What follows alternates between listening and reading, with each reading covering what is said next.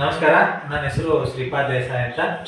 ನಾನು ಅಗಸ್ತ್ಯ ಫೌಂಡೇಶನಲ್ಲಿ ಇನ್ಸ್ಟ್ರಕ್ಟರ್ ಆಗಿ ವರ್ಕ್ ಮಾಡ್ತಾ ಇದ್ದೀನಿ. ಇವತ್ತಿನ ಆ್ಯಕ್ಟಿವಿಟಿಯಲ್ಲಿ ನಾವು ಏನು ಮಾಡೋಣಪ್ಪ ಅಂದ್ರೆ, ಈ ಲಿಟ್ಮಸ್ ಹಾಳೆಗಳನ್ನು ಇದರೊಳಗೆ ಎದ್ದಿದಾಗ ಯಾವ ರೀತಿ ಬಣ್ಣ ಬದಲಾವಣೆ ಆಗ್ತದೆ ಅನ್ನೋದನ್ನು ಗಮನಿಸೋಣ. ಈ ಆ್ಯಕ್ಟಿವಿಟಿಗೆ ಸಂಬಂಧಪಟ್ಟಂಗೆ ನಾನು ಏನು ಮಾಡಿನಪ್ಪ ಅಂದ್ರೆ, 4 ಬೇರೆ ಬೇರೆ ಟೀ ಕಪ್ನಲ್ಲಿ ಬೇರೆ ಬೇರೆ ದ್ರಾವಣಗಳು ತೆಗೆದುಕೊಂಡನ, ಅದೇ ರೀತಿ ಪೆಟ್ರಿ ಡಿಶನ್ನು ತೆಗೆದುಕೊಂಡನ, ನೀಲಿ ಲಿಟ್ಮಸ್ ಪೇಪರ್ ಹಾಗೂ ಕೆಂಪು ಲಿಟ್ಮಸ್ ಪೇಪರ್ನ ತೆಗೆದುಕೊಂಡನ, ಆಮೇಲೆ ಒಂದು ಟೆಸ್ಟ್ ಟ್ಯೂಬ್ ಹೋಲ್ಡರ್ನ ತೆಗೆದುಕೊಂಡನ.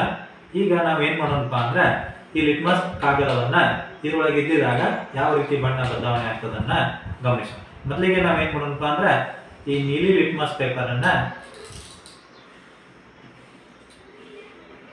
ಮೊದಲನೇ ಟೀ ಕಪ್ನಲ್ಲಿ ಎದ್ದಿದಾಗ ಯಾವ ರೀತಿ ಬಣ್ಣ ಬದಲಾವಣೆ ಆಗ್ತದೆ ಅನ್ನೋದನ್ನು ನಾವೇನು ಮಾಡೋಣಪ್ಪ ಅಂದ್ರೆ ಗಮನಿಸೋಣ.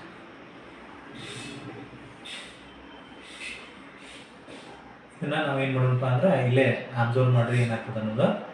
ನೆಕ್ಸ್ಟ್ ಇದ್ರೊಳಗೆ ನಾವೇನು ಮಾಡೋಣಪ್ಪ ಅಂದ್ರೆ, ಕೆಂಪು ಲಿಟ್ಮಸ್ ಪೇಪರ್ನು ಕೂಡ ಎದ್ದಿದಾಗ ಏನಾಗ್ತದೆ ಅನ್ನೋದನ್ನು ಗಮನಿಸೋಣ. ಇದರೊಳಗೂ ಕೂಡ ಕೆಂಪು ಲಿಟ್ಮಸ್ ಯಾವುದೇ ರೀತಿ ಬಣ್ಣವನ್ನು ಬದಲಾವಣೆ ಮಾಡಲಿಲ್ಲ.